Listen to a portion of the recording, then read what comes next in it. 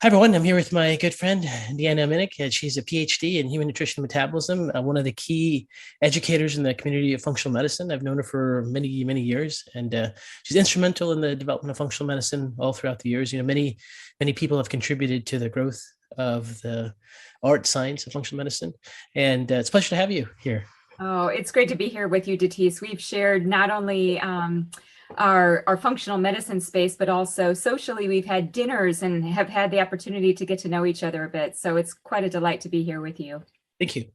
Now, you're an expert in many things, but I think you really stand out with your knowledge in phytonutrients, antioxidants. I really wanted to jump into that arena with you. That's And good. with practitioners, lots of things come up when they think about antioxidants and nutrients, whether it's glutathione or phytonutrients and so forth. So, first question is, do you think a person, just for general health, so let's talk about general health and then person with inflammatory disease, if a person with general health, do you think they can get all their antioxidants in just from food? Well, first of all, I just want to talk about this word antioxidant Okay. because when I went to grad school in the 90s, antioxidant was used a lot. Same with functional foods. And I do think that we've morphed a lot from thinking about what is an antioxidant. I think that what we now know is that a lot of these different plant compounds are endogenous modulators of the antioxidant response element. So Mm, it's not just that inherent in their own chemistry that they're able to have these redox capacities, but that they affect the cell's gene expression to upregulate antioxidant defenses. So I just want to kind of give the lay of the land because I think yeah. antioxidants, it's a very 1990s, 20th century way to see plants, but we've evolved quite tremendously in the 21st century in terms of looking at epigenetics and gene expression. Okay. But I think what you're getting at is you're saying like, hey, Deanna, the nutrient density of food, the antioxidants, the Well, the, the micronutrients, can we get everything from our food? you made a good point. Let's kind of break it up into two things because when you look at a phytonutrient, there's different plant compounds that cause genetic expressions and have different effects on different receptor responses in the microbiome and all the things that are fantastic. Then there's another component of it which has an antioxidant property just to quench free radicals, right? So if someone has, let's say, oxidative stress or inflammation, unrelated to the, let's talk about the phytonutrient part of it and the antioxidant part of it. Do you think? Okay, so the antioxidant part of it, do I think we get enough? Well, I don't. And I think that the reason most people don't get enough is because we're living in a time of accelerated aging processes, whether it's type 2 diabetes, cognitive impairment, just the sheer toxic load of living on this planet. We're up against a lot in the way of stressors, and that translates in the body to physiological stress, which would equate to oxidative stress. So there was a quote many years ago, and I don't know who said it, but it was basically from the time you're born, you're going rancid. And if we think about what makes the body go rancid, it is these free radicals, the generation thereof. And that is propagated through unsaturated fatty acids, right? That was my PhD, which was on essential fatty acids. So anytime we see that carbon-carbon double bond, that's like a sinkhole for a lot of those free radicals. So do we get enough? I don't think we do because many diseases, chronic diseases, have oxidative stress as a component, and chronic diseases are on the rise, all many shapes and sizes. So I don't think we can get enough from food. Even if we're eating the most pristine diet, we're making sure that we're choosing for nutrient density. I think it's very difficult to get that. Okay, so if we just stay focused on the antioxidant portion of phytonutrients, uh, what's the best way you found to measure them? Free radicals, oxidative stress. I think one of the troubles we have when we're dealing with a neurodegenerative person or a person who's had some type of malignancy or a person who's had some kind of injury, it's chronic. We're trying to figure out, are we giving them enough, let's say, antioxidant components of phytonutrients? And what is, and then the trouble is like, do you measure glutathione? Do you not measure glutathione? Do you measure other markers? Do you measure urinary metabolites? Do you look at inflammatory shifts in prostaglandins? What's your favorite? Which ones do you use? If you're talking to a group of clinicians, you're in the clinical situation when someone has, let's say, a disease process definitely promoted by oxidative stress, and you wanted to get a measurement of it. What would you like to measure? You can be specific labs and names and whatever you like. Yeah, I think it's difficult. I would veer more towards a functional biomarker, like just to see how the body's performing. So first and foremost, I think looking at something like an omega quant, just looking at omega-3 index, just to look at healthy fatty acids. Do we have a good, healthy cellular milieu? And then I would say looking at inflammatory markers, just looking at an overarching list of many different things. We can look at just markers of accelerated aging, which would be looking at glycated hemoglobin, right? Just hemoglobin A1C would tell us something about oxidative damage. I don't think we even have to get very sophisticated with labs in order to see that, yes, there is an imbalance in the system of inflammation and of the gut milieu. Some people like to focus more on the gut. There are urinary markers like 8-deoxyhydroxyguanosine, which you can get a little bit more sophisticated with. I just don't, and then there are telomeres, which we can be looking at, telomerase to look at markers again of accelerated aging. I think that, a good comprehensive metabolic panel, a CBC, just kind of looking at the basics. Now you're tying this a little bit into glutathione. Now, one of the key markers there would be GGT. We talk about that a lot within our functional medicine teaching. In fact, I'm coming off the heels of our international module for environmental health, and that's where I teach for IFM. And so we talk about GGT, even high normal levels of GGT, and there can be different ranges for women and men. But essentially, Dr. Dave Jacobs at the University of Minnesota had established this many years ago, looking at POPs, persistent organic pollutants, using GGT as a way to assess POP exposure. And we know that as GGT, gamma glutamyl transferase, climbs up a bit within the range, that there can be some depletion of glutathione. So we have to be thinking about glutathione levels. So that's a nice indirect marker that's inexpensive and that is a bit more reliable, because a lot of the glutathione blood levels, there's a lot of debate about right, the redox of glutathione, what do you actually measure? So I think we have to look a little bit indirectly at things like GGT. Yeah, I want to talk to you about GGT, but a couple other points I really want to highlight, if you don't mind. You brought up so many important things. One, the GGT, what's your range? Like, let's use US ranges. I mean, the labs have various ranges, but it is various ranges. And so, so I think, just for men, that range is a little bit higher, and typically it's above, I believe, 20. Again, all the lab, and what we're looking at is the upper quartile of a range. Okay. So looking at that top 25%, and if somebody is hovering in that range. So I think that that's worthwhile to look at, as well as their toxic burden. And, how do we actually assess that? That's also pretty difficult to do, because I do think that antioxidants and looking at glutathione, that ties directly into toxic load. Right. The GGT, so you look at the top quartile of the lab range, and yeah, is there a linear relationship between GGT level elevations and glutathione depletion?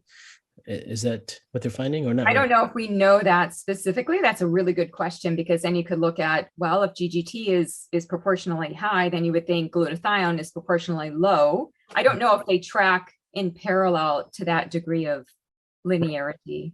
Now, with GGT, I would just correct me if I'm wrong, but I would assume GGT would have to be up in isolation to consider this, because SGOT, SGPT, and GGT are found in tissues. Like if skeletal muscle breaks down, or cardiac tissue breaks down, or the liver breaks down, they're all going to go up just because the transaminases in those tissues are going to be in blood.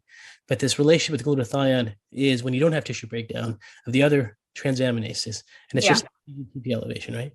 Yeah, correct. And so, and also you have to rule out alcoholism, because typically GGT will go up in alcoholics, right? So there is that upregulation. So that's why we can't look at anything really in isolation. We have to look at it as a whole. Now, another thing would be, I think of Genova's methylation panel, which is phenomenal if you haven't seen it, because it does break down a lot of the different metabolic pathways within the methylation cycle. So the folate cycle, the methylation cycle, and then connected into that is actually glutathione. So glutathione ties directly into methylation. So there's a way to break that down and to get a little bit more granular. If you start to find that people have increased toxic load, then you want to be looking at, well, how are they excreting? How are their methylation pathways, which tie directly again into glutathione? Okay. Um, Here, I'm still in the first part of our still question. turning there. So in the first part of the question, I'm trying to get the information that's so useful you have out. Um, so with alcoholism, also with GGTP, triglycerides are always typically are high with it for people that are looking into that. Yeah, they can be. Higher carbohydrates Yeah. tend to increase triglycerides. And then with the okay, so one of the things you said earlier before we went down the methylation pathway, I'm still stuck on the first part. Was you talked about the essential fatty acids, and when you look at these essential fatty acid profiles, it's not my experiences, and I'd love to hear your input on this, is that it's not always related to with their dietary intake. So I remember for years I'd see people taking different fatty acids. I do a profile expecting it to be exactly what they're taking, and they're in the pro-inflammatory state. They're making prostaglandin 2s, and I was like, wait, what's happening? And then I try to supplement them with the fatty acid based on the chart, and it would still be in that pathway. And I'm like, what's happening? And then I realized when their inflammation was coming down, that I would get those prostaglandin shifts. So it goes to the point, I think, of what you were saying, and correct me if I'm wrong if you're seeing the same thing, but sometimes these essential fatty acid profiles aren't a nutritional status, but really a surrogate marker for oxidative stress, inflammation that's happening, right? Very much, they can be that. And a couple of things I want to say about this. First of all, I think it's important to get all 64 fatty acids at some point assessed, because we have these unique categories of fatty acids, and you want to look at the interrelationship of them. And then you want to look within a family. You want to look within the omega-3s. Are things getting stuck somewhere where they're not converting down into the longer desaturated fatty acids, right? And so I do think it's really good at some point to just get a little bit more of a window in, because then you can find out about zinc deficiency. You can start to look at magnesium, which affects those desaturase pathways. So you get a lot of information. I like where you're going with prostaglandins, because you can look at the balance of everything, omega-6 to omega-3. And recently, I had a researcher reach out to me because he knew about my dissertation on essential fatty acids, and he said, Deanna, do you think that more is better? Should we just be having omega-3s, ad infinitum, just kind of ad lib all the time? And I don't think so. I do think nutrition is the science of relationship, and going too high is also, I don't think it's very healthy. Then you rock the cellular milieu. You might create more transport or porosity or different lipid dynamics within that cell that you don't necessarily want.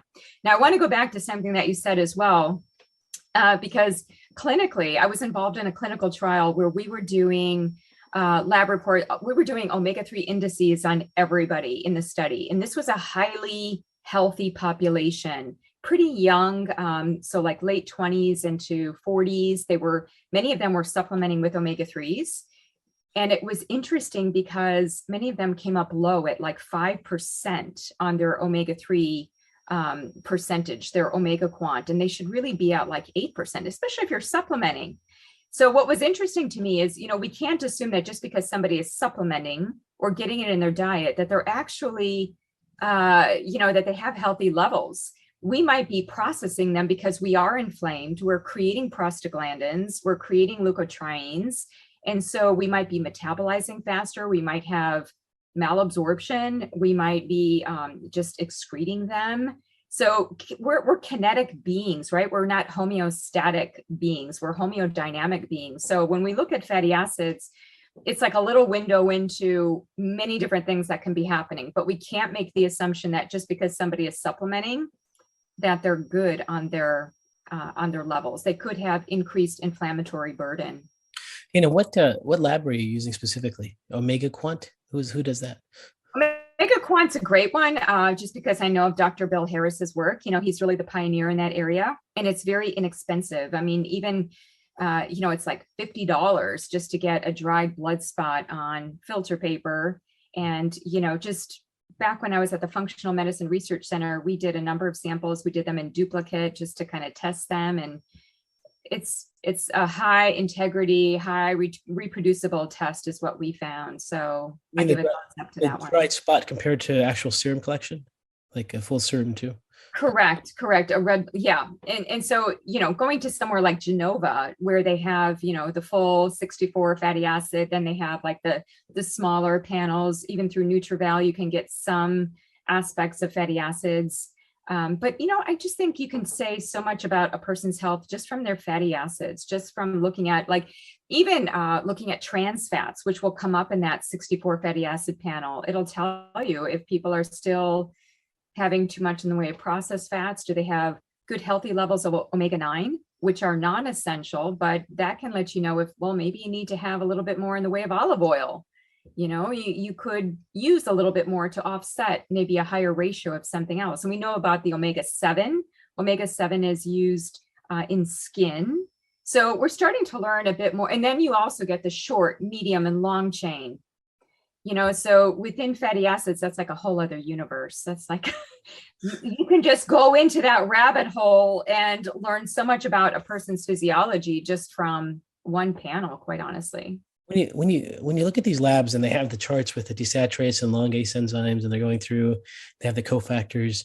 Do you think that's accurate when they just let's say they're not going through one step to the next step? Is it really just the nutrient deficiency there? Have you seen that make a difference for that? What have you seen change those? Or you're looking at things that change the expression of a desaturase or longase enzyme? It's hard to tell. It's really hard to pinpoint because so many things can impact those enzymes, right? And they also compete. So omega-3 and omega-6, they compete for certain of those desaturase and elongase enzymes. So it's hard to say what is really accounting for shift in activity. But one of the things that we do know is that the conversion from the 18 carbon form to like the 20 or 22 carbon form, that requires a lot of conversion in the body. And it's not a very efficient conversion. That ranges between 5 to 15%. Women do a little bit better in that regard, but stress can block it. Insulin resistance can block it. Nutrient deficiencies can block it. It takes me back to what Dr. Michael Stone has taught us, even within our functional medicine training, which is looking at nutrition physical exam findings. Sometimes we get so fixated on labs, which is good. They are, however, pinpoints in time. They are snapshots. Right. So we need to consider so many different variables like menstrual cycle, time of the month, situations, diet, intermittent fasting episodes. All of those things can impact that. But when I look at nutrition physical exam, that can also tell us a lot about essential fatty acid status, whether we're looking at follicular hyperkeratosis, we're looking at, I think that skin is where we're going to start seeing a lot of metrics, and that's going to tell us about what's going on internally. Like so much is divulged through our skin, and the skin microbiome now is very hot.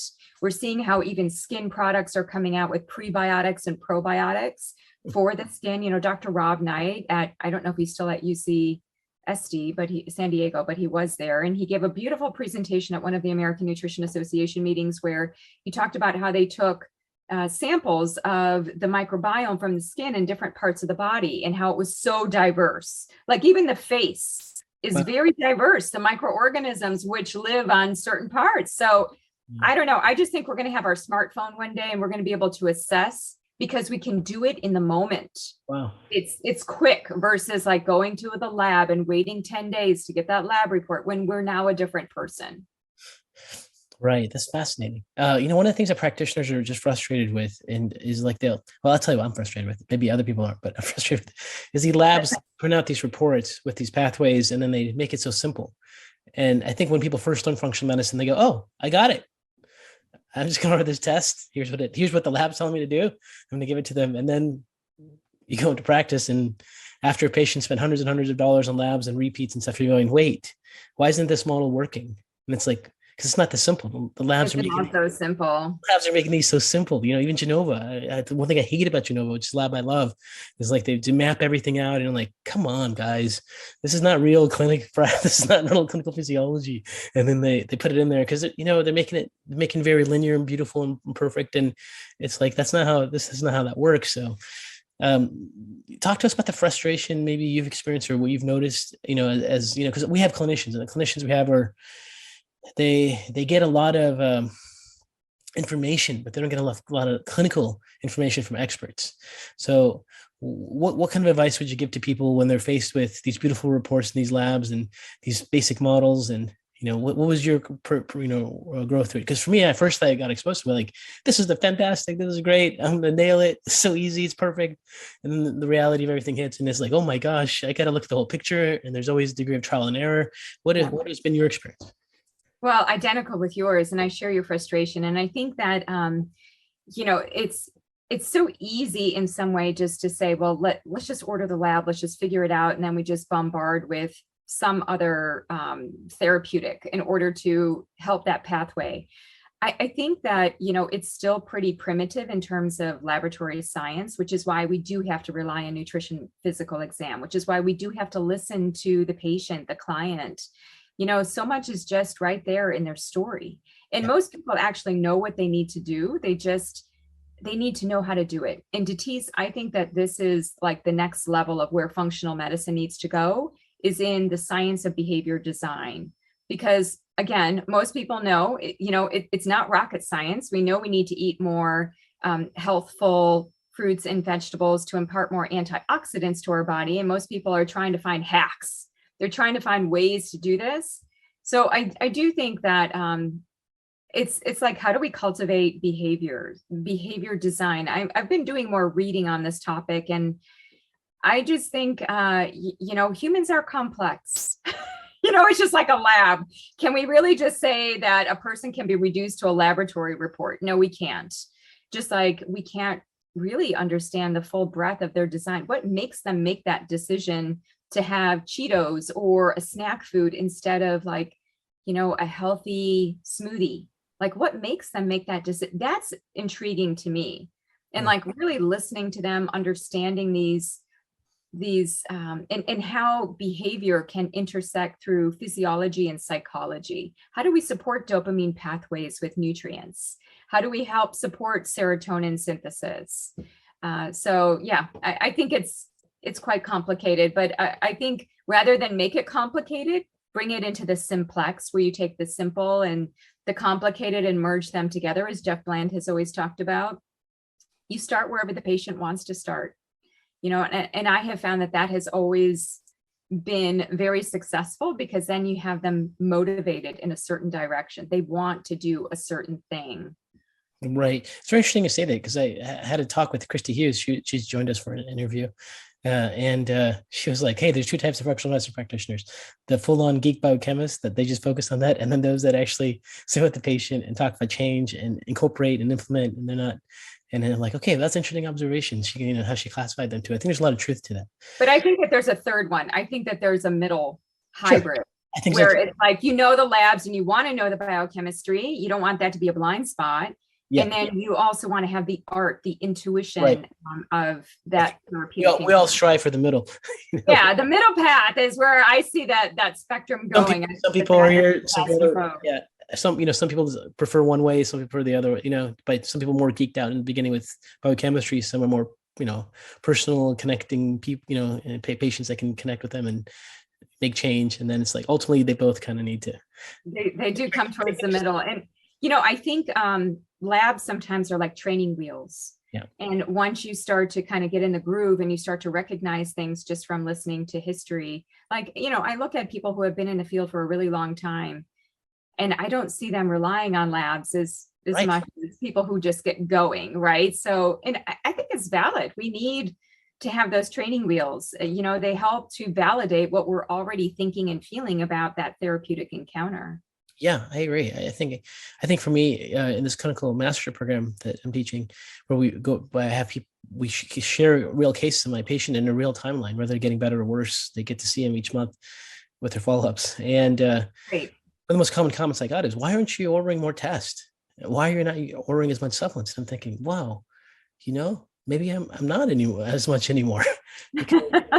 Maybe I just want to stabilize their hypoglycemia drops throughout the day for the first month, because I can't get anywhere until that's fixed. And then we kind of do these, and I don't want to do 10 things at once and kind of ruin the picture. But I think there's a lot of truth to that. You just want to limit and not have it overtake you. And I think the problem with people that are new to functional medicine is they want to order everything, and they think ordering everything is going to give them this big picture, and kind of forget the stuff that's obvious, like you mentioned, like behavior, that's so critical. Now, we talked about phytonutrients and phyto-rich foods from an antioxidant perspective, and then from a flavonoid perspective that can maybe impact expression in various pathways and microbiome diversity. So with the antioxidant perspective, I think that what I got from you is, look at surrogate markers, look at how essential fatty acids shift, look at things like HbA1c, CBC types of glycation, look at some urinary markers, look at CRP, and just get a general idea, because maybe we're not there with completely a reliable end be all free radical oxidative stress lab test, that we have to look at all these other surrogates because they impact so many different pathways. No, and there is a test though. I'm going to mention this. It's out kind of in the multi-level marketing world, but I find it intriguing. Oh, no. What is it? Well, no, but I still like it. It's the biophotonic scanner, where you take the palm and through the spectrophotometer, it gives you a read on the carotenoid concentration, basically the fat soluble carotenoids in the skin. Okay. So I believe this is it Pharmavite or Pharmanex? But you see it at all the trade shows, and I've always liked that idea because I think that a lot of these phytonutrients and antioxidants, the fat soluble ones, not the water soluble ones, but the fat soluble ones, they do hang out in the epidermis. And again, back to the skin being one of the metrics of internal health, right? If there was a way that through light, through a laser, that we could assess the wavelength carried in the skin because of the nutrients, and we know of the nutrients of goodness, looking at UV radiation and exposure, and looking at phytonutrients in the skin, and looking at that interrelationship. I mean, that's there and well known.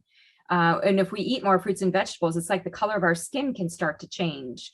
So I do think that, right now we live in an imperfect world with an imperfect system and an imperfect way of measuring these things. But I do think that, again, back to the smartphone, what if we could just take the camera on our phone, scan our wrist, scan our palm, get a sense of our antioxidant levels, our right. carotenoids. That was what I studied as part of my master's. So I have a master's in nutrition.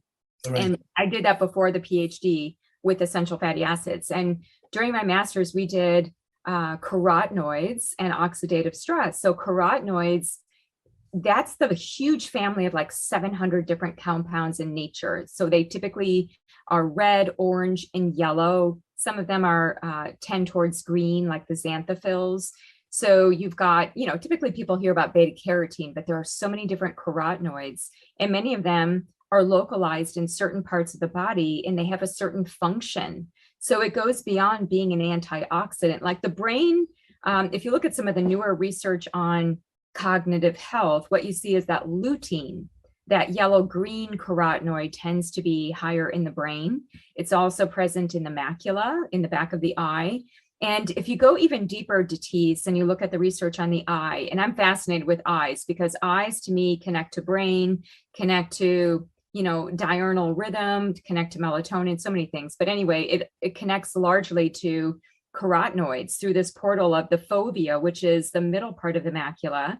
And there are different ratios. The body is so intelligent. There are different ratios of lutein and zeaxanthin in the fovea compared to the macula. And it's almost like there are like blinds to allow different amounts of light to come in. The carotenoids structurally look very much like fatty acids, although they might have a hydroxyl group in different places, but essentially they're long, stringy compounds that create fluidity in the cell membrane. So it's really important to have those in the eye. We know that in the ovary, there are up to 14 different carotenoids that have been identified in the ovary. And if you look at just the ovarian genomics, you can see how retinol is used. Vitamin A is used as part of that process, and beta carotene is a precursor. It's provitamin A, right? So it converts to vitamin A under good conditions and all the right enzymes working in order to make vitamin A.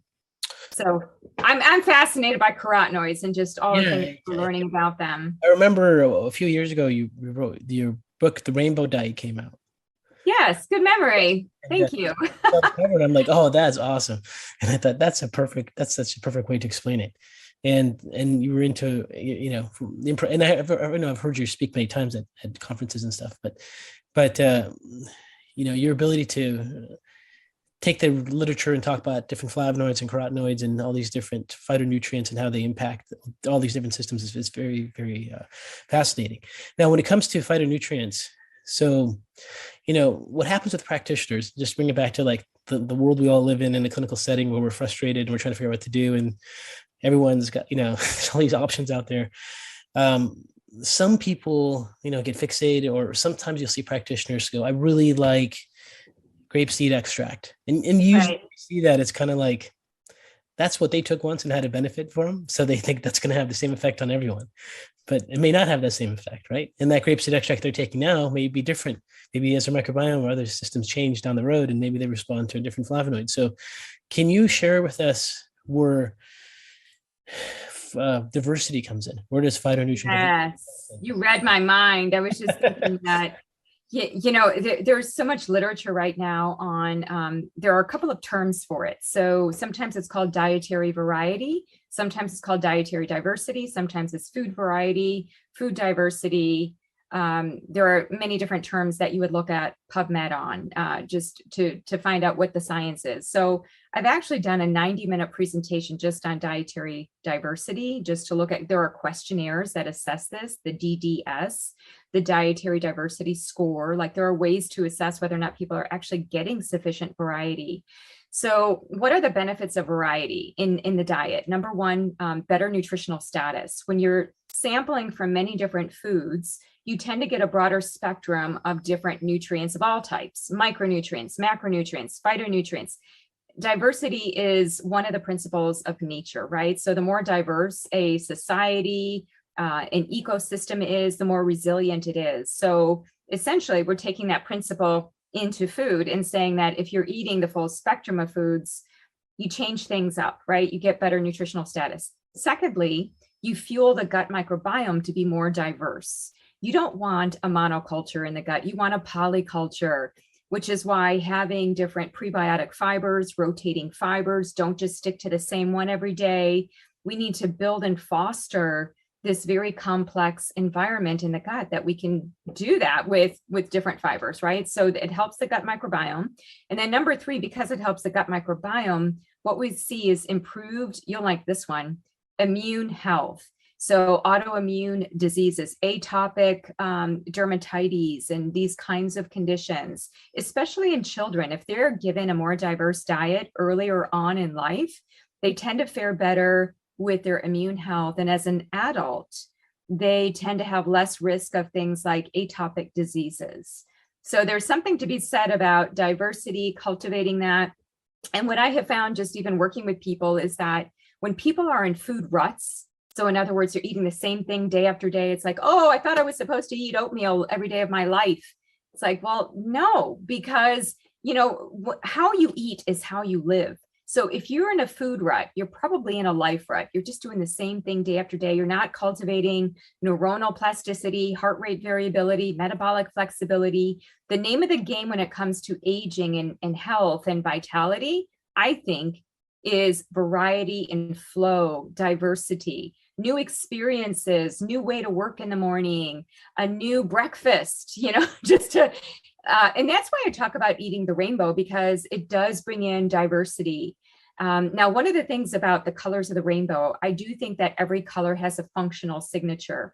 Red, inflammation and immune health; orange, reproductive health; yellow, digestion; green, cardiovascular; blue, purple, more brain neurological health.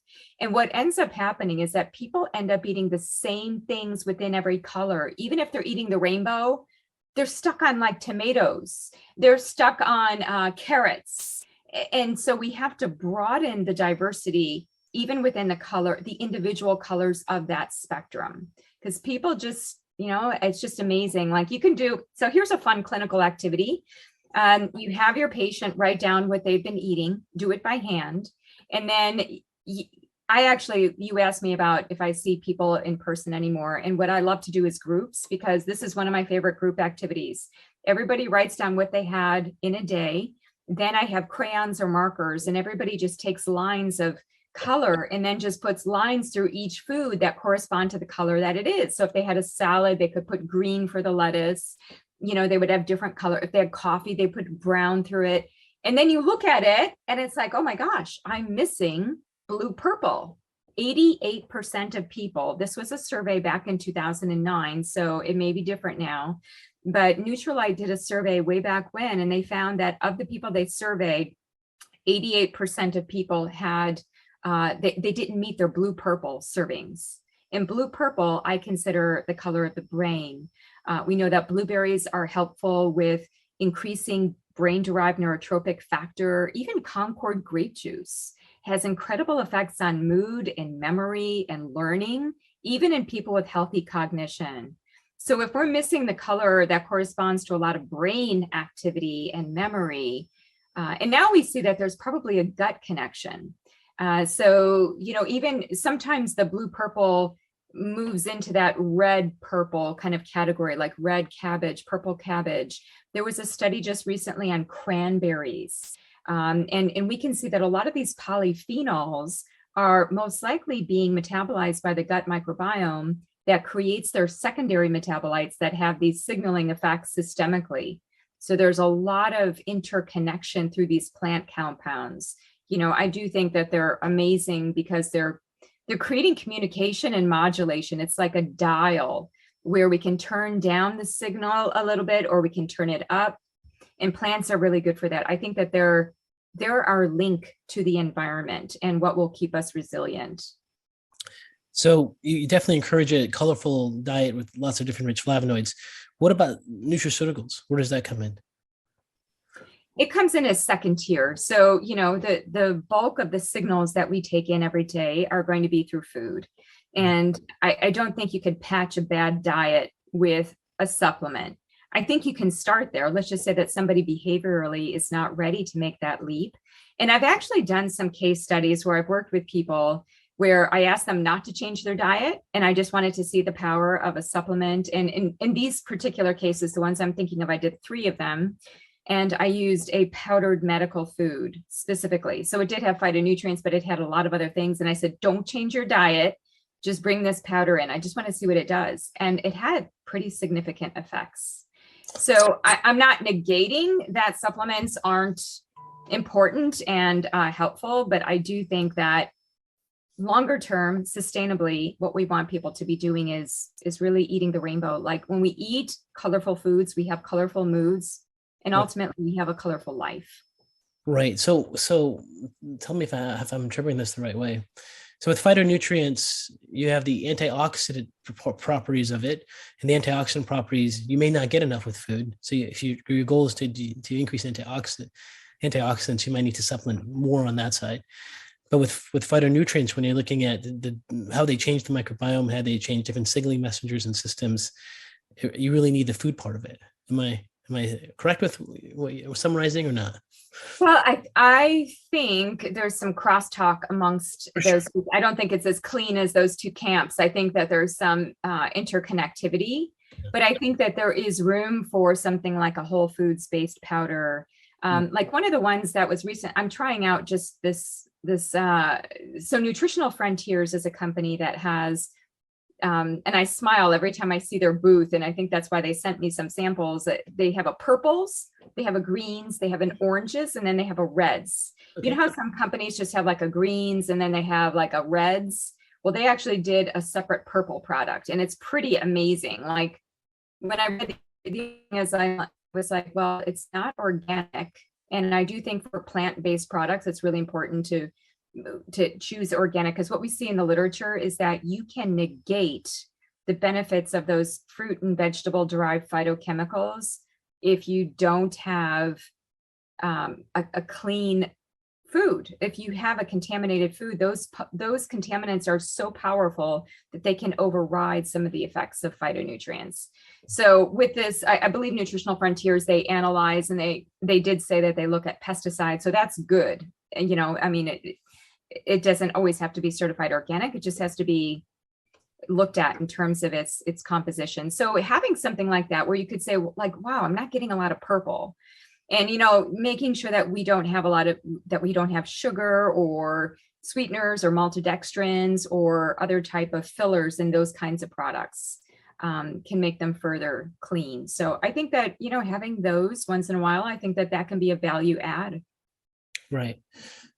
So what part of these phytonutrients do you think is the fiber component versus the flavonoid? I mean, we see all this research with short chain fatty acids and butyrate and propionate acetate having these immune effects that are profound, binding to different receptors, decoupled proteins, stabilizing blood sugar, modulating regulatory T cell, all these phenomenal things. So No, it is all these. You're absolutely right. I don't know if we can really separate, what's causing the biggest effect, but we know that fiber is a huge portion of those fruits and vegetables, right? In whole grains and legumes and spices and herbs.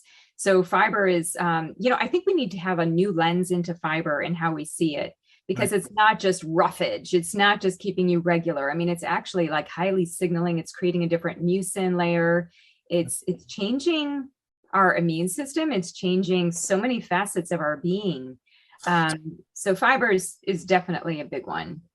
And what about spices? We've had Akil on here. He was talking about how he likes to have a diverse Huge, spicy things. huge. Right. Yes. And through IFM, one of the things that we've all become very much aware of is social determinants of health, and how not everybody has the financial wherewithal and accessibility in order to get a lot of these certified organic foods and, go to the market every day and do everything, and there's a lot of shame and blame. Just recently on my social media page, somebody had posted that they feel bad that they don't eat as well as I do, and how they don't like to compare, but they can't help themselves. And then I started thinking, maybe I shouldn't be putting up pictures of what I'm eating, because that creates a comparison of like, Oh, that's too much. Don't do that. well, but then I have a bunch of other people say, I love seeing your meals. I want to see what they look like, because that helps me put the range of motion. But we do have to think about financial aspects. So back to your question on spices. One of the ways that we make foods more nutrient dense, more nutrient, is bring in two different classes of food. One would be spices, and they're pretty inexpensive and they go a long way. The other one is tea. Tea is filled, and I'm just going to toss this one in there as well, because I don't think it's as bad as some people think it is. Coffee. I agree.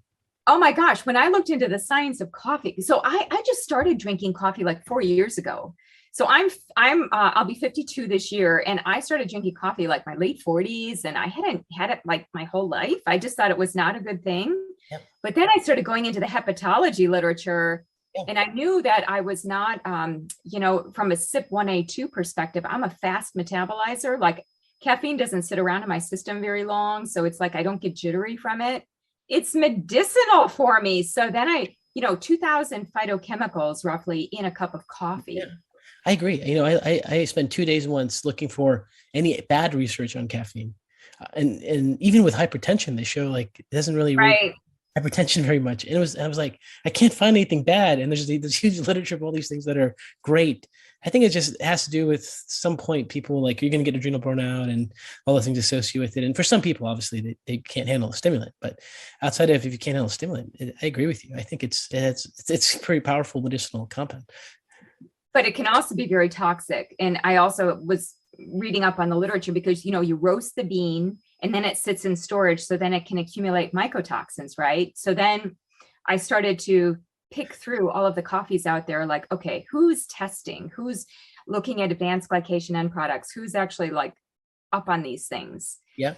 So personally, I like Purity coffee. I don't know what you drink, but I like Purity a lot, because they've tested many different pesticides. They engage in fair trade. Like if you look at the sourcing, just everything is very much in integrity, right? So I haven't looked into my source.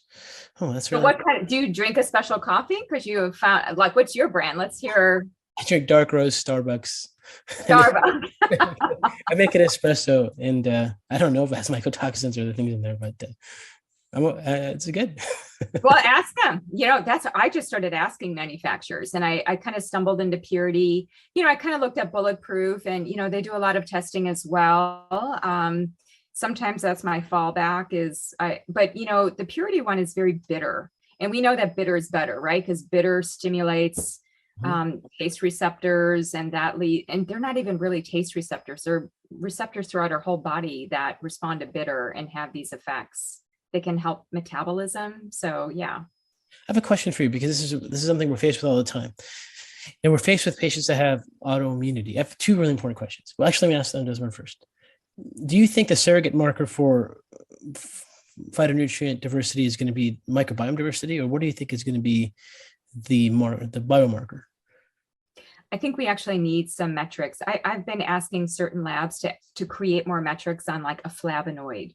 Like, wouldn't we want to see anthocyanins in the blood or anthocyanins in the stool? Like, I think we actually need to know in carotenoids. Like, we have very lackluster panels like right now. Like, we can look at coenzyme Q10, we can look at beta carotene, some tocopherols, not all of them. We can't look at all 8 isomers of vitamin E, but we need more robustness on actually just measuring the phytonutrients. We can't even get that from the USDA nutrient database. There's like a separate PDF that gives you isoflavones, carotenoids, proanthocyanidins, flavonoids, but that's not incorporated into the food label. So people don't actually know what they're even consuming. So I do think we have to start there at the primary level. Secondarily, so many things impact the gut microbiome, so it's hard to say that it's the phytonutrient. It could be the fiber, right? My 3 pillars of gut health are prebiotics, probiotics, and polyphenols. So it's unknown. It's almost thought that these polyphenols are like, even though they're small in number, not as big in quantity as the prebiotic fibers, they may be interacting and may be creating this synergy. I don't know if you saw it, Datis, but I found recently in the literature that polyphenols may be interacting with certain food compounds, certain food allergens to make them less allergic in the body. Like, this is, and you might be aware because this is like your area of study, right? And I just recently found that and I was like, oh my gosh, polyphenols might actually be mitigating and buffering the body from a lot of that response. We don't know why that's happening. Is it just that it's masking the allergen? Is it reshaping it? The configuration is changing. I don't know.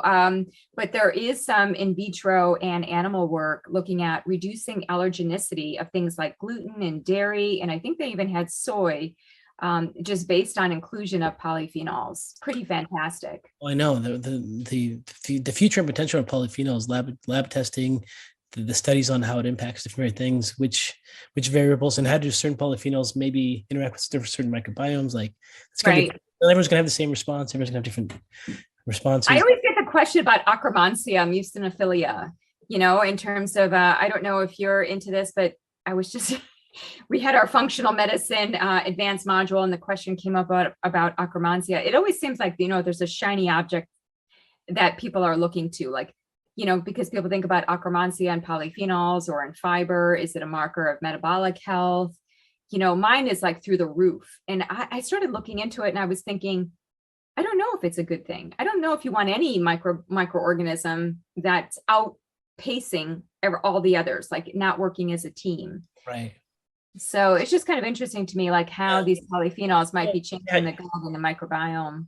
You know how it is. Someone will read one paper and then they'll make this whole theory on it, and then it gets spread. Yeah, and there are, and of course, there's even a probiotic out there that is Akkermansia mucinophilia. So that's why people were asking. They were like, "Is this like the next thing?" And I said, again, I think it's prebiotics, probiotics, and then polyphenols. You need the full picture. And even probiotics, I think within functional medicine, some of that is kind of losing steam because why just, unless the strain is identified where you're therapeutically using it for a certain indication, I feel like it's just a shotgun approach. Yeah, I agree.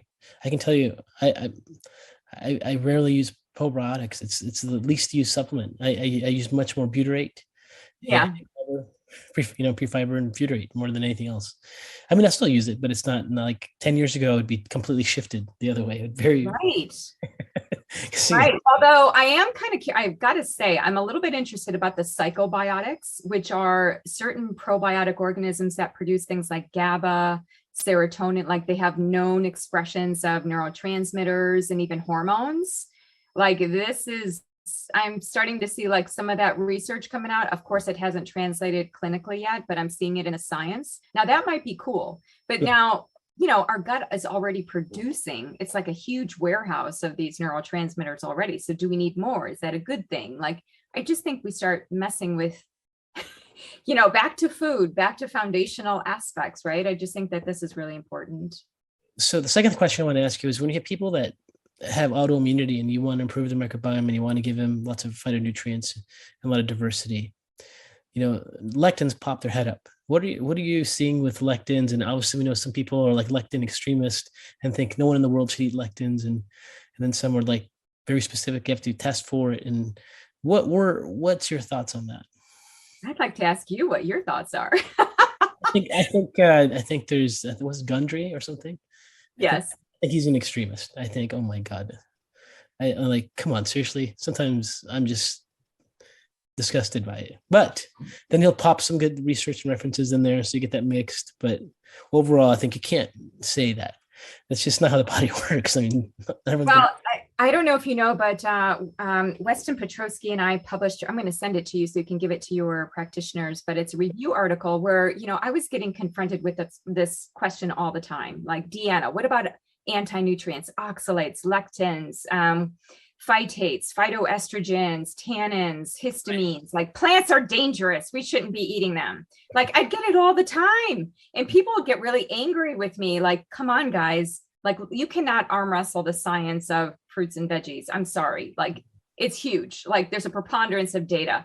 Mm-hmm. But with that said, I really wanted to take a science mind to the investigation of looking into anti-nutrients. Our article got picked up by the BBC because there was so much interest in the topic. So Weston did a great job of kind of looking through the science. We went back and forth on that paper. It's really long, but essentially the takeaway was these things may present an issue if they're not consumed in their traditional formats. So, i.e., goitrogens, people having these raw kale smoothies every day, like 16 ounces, they thinking it's a good thing. That's not traditional use. We have not seen that over time. So I think I asked Dr. Bojdani at some point, and I asked him about, what was his take on lectins, because I just didn't feel like some of what was said out there really mirrored what we saw in the science. But I was curious about his take, just like I was curious about your take. And he said, well, 10 to 15% of people do have some response to lectins, just like you might have a response to oxalates, or who knows, soy is an allergen, right? The molecular mimicry. So I don't discount that people could have sensitivities or intolerances. I think that the plant is showing us what could be going awry in the body, right? Because if somebody is just sensitive to everything in all plants, that tells me something's off in the gut. Yeah, I mean, there's definitely unique individual responses. There's some people who react to lectins. I'm finishing my manuscript right now with 400 samples where we looked at lectins with autoimmunity, and those that have reactions with lectins as compared to those that don't, clear difference, statistical right. Difference.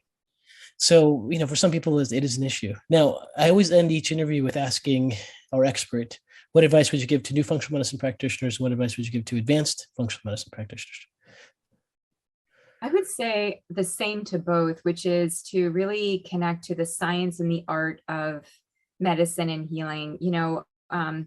I really like what we were talking about early on when we were talking about the complexity of people, but the therapeutic encounter doesn't have to be so complicated, right? I think that there's science, which is valuable. Science is a method.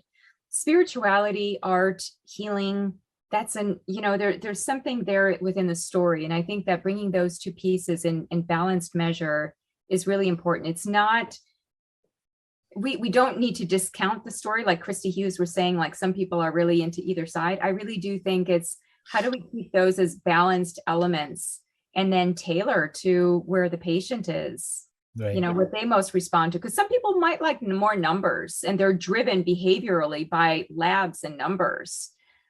So I would say to be in tune and to honor both of the science and the art and how valuable each of them are.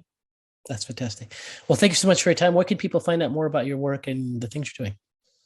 I would say my website, deannaminich.com, DeannaMinich.com. I have a bunch of free downloads if any of the clinicians want to use them, like an Eat the Rainbow tracker, a food and mood tracker, just different things that I have found to be useful for working with people. So that's all just free through the site under resources. So definitely everybody stay in touch. It's been a pleasure, Datis. Thank you so much.